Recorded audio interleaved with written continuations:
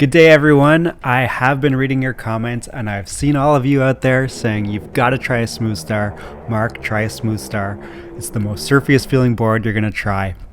Unfortunately, there's no distributor here in Canada, so it's been really difficult to be able to even get my hands on one.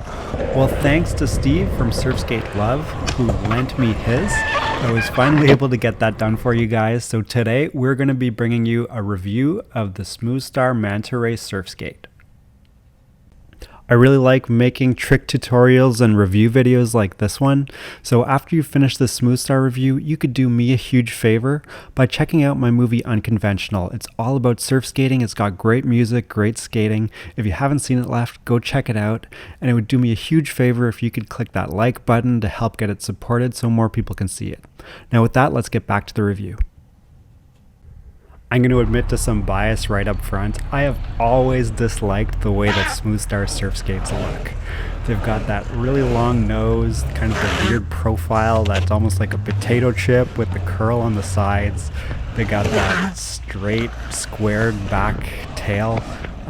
It doesn't look like a surfboard and it doesn't look like a skateboard. It's just kind of strange looking to me. However, now that I've had a chance to use it, it is extremely functional. It just works really well under your feet. So if you're like me, look aside the aesthetics and give it a try. This board is designed for a taller rider, so ideally someone who's over 6 feet. I'm just about 6 foot, so it's a little bit on the long side for me, but it still worked fairly well.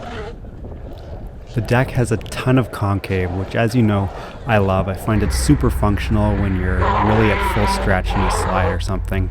And the one thing that I think I could improve upon here that would make it sort of on par with the YOW is having a bit of a nose with some lift to that, so you can work in nose manuals, nollies, those kind of unconventional things I like to do. The Manta Ray comes with grip tape that is just abrasive enough to give you a good grip with shoes on, and not so abrasive as to be uncomfortable when riding barefoot.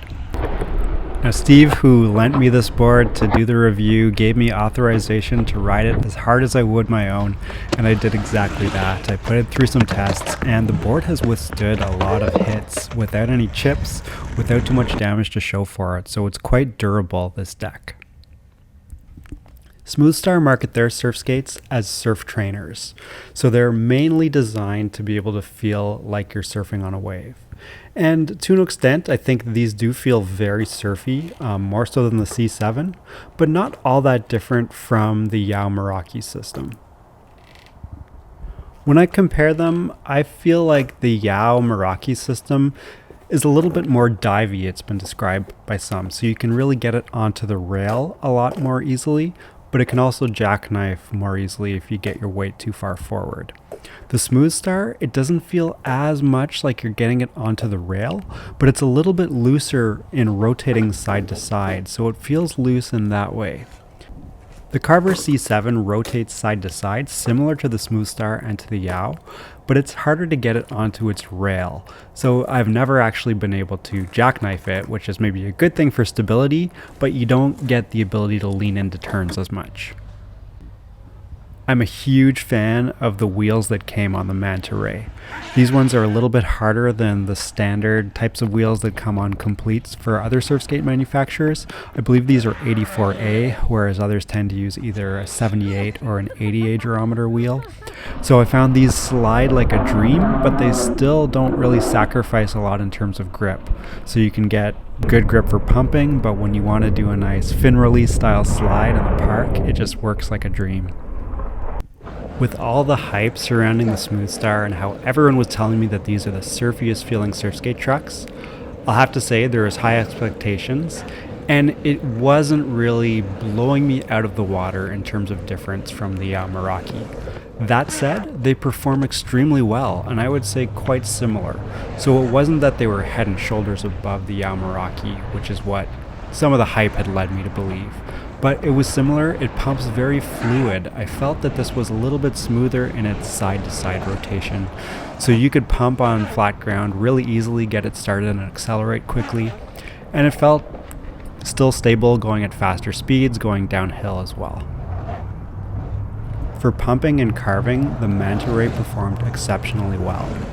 You guys know my style. I'm more geared towards doing some unconventional stuff and working skateboard style tricks into my routine.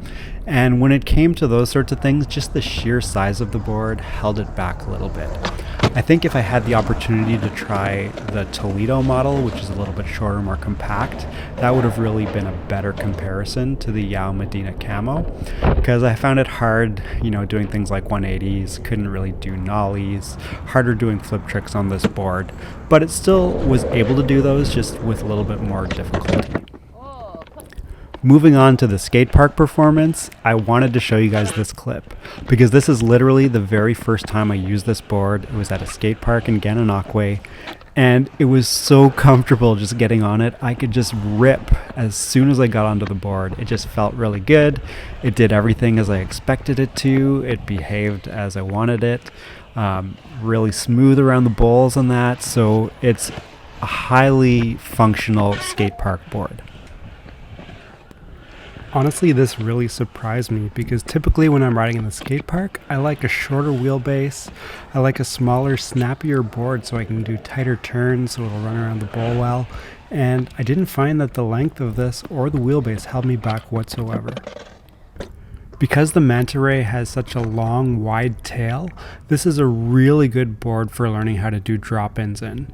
It's actually the board that gave me the confidence to try the drop-in in the big bowl at my local park, which I've been putting off for quite some time. Another thing about the Manta Ray is that while it is possible to jackknife it by getting too far over the front trucks, it's difficult to do compared to the YOW. Whether you're landing in air or going into a grind or doing a slide, I just found that this was much less likely to jackknife than my YOW was. When it came to riding in bowls, I found that the Smoothstar thruster truck did an incredibly good job at just finding the flow in the bowl. It was not too wobbly or wiggly like I find with the Swelltech, and it just held its lines well, but still gave you a lot of flexibility to be able to make a tight radius turn if you needed to. So it was kind of similar to the YOW I found in that regard. Now, when it came to doing carve grinds, it was a mixed bag. As you know, I had some initial trouble doing carve grinds on the YOW without falling over the front until I realized I had to keep all my weight on my back foot. This didn't happen to me with the Smoothstar. However, I think that was because the length was so long of this board that it was hard to get too far forward on it. And by that same token, I found it a bit harder to get long grinds going using this board. It was just harder to get aggressively into the grind and keep your momentum moving forward. But it did grind really well. The trucks were smooth and made a nice sound when you got a carve grinded. So in conclusion, I have to say that the Smoothstar Manta Ray is one of the best surf skates that I've tried out of the 15 to 20 that I've used so far.